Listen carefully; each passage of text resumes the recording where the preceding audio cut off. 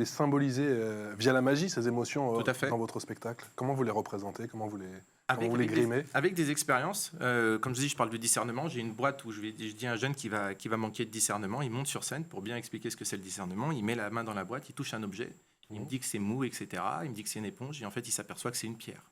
D'accord. Le but est de leur montrer que quand on a les émotions mélangées, comme quelqu'un qui se fait harceler, on n'est pas capable de comprendre ce qui se passe autour de nous à cause de nos émotions. On va manquer de discernement.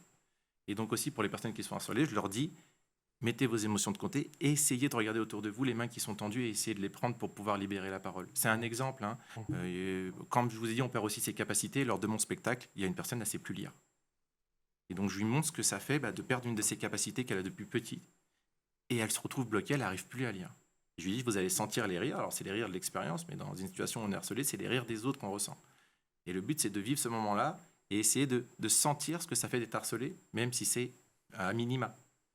Et voilà ce que je fais lors de mes expériences. Je témoigne et en même temps, je souligne mon témoignage avec des expériences. Pourquoi? Afin de créer une émotion, pour créer un souvenir chez les jeunes, pour qu'ils se rappellent de ça. Et en même temps, ils vont en parler à la maison. Ils vont rentrer, ils vont dire, j'ai vu un spectacle de magie. Qu'est-ce que c'était?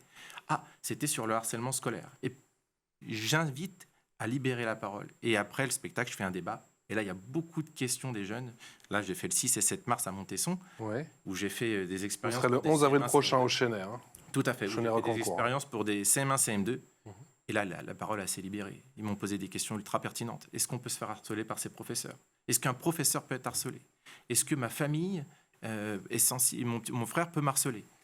Et là, on relève des choses, il y a les professeurs, et après, on fait aussi un retour aux professeurs par rapport à ce qu'on nous dit après le débat. Parce qu'ils viennent me voir, ils me disent, moi, j'ai été harcelé, j'ai vécu ça, je suis harcelé. Il y en a beaucoup après qui font la queue pour venir me parler, parce qu'ils ont besoin de parler. Et effectivement, je souligne aussi les numéros, le 30-20, afin de libérer aussi la parole quand on veut être anonyme, parce qu'ils ont peur aussi de témoigner. Voilà, parce qu'il y a les témoins, le harceleur et le harcelé. Et ce triangle-là, c'est le triangle qu'il faut casser.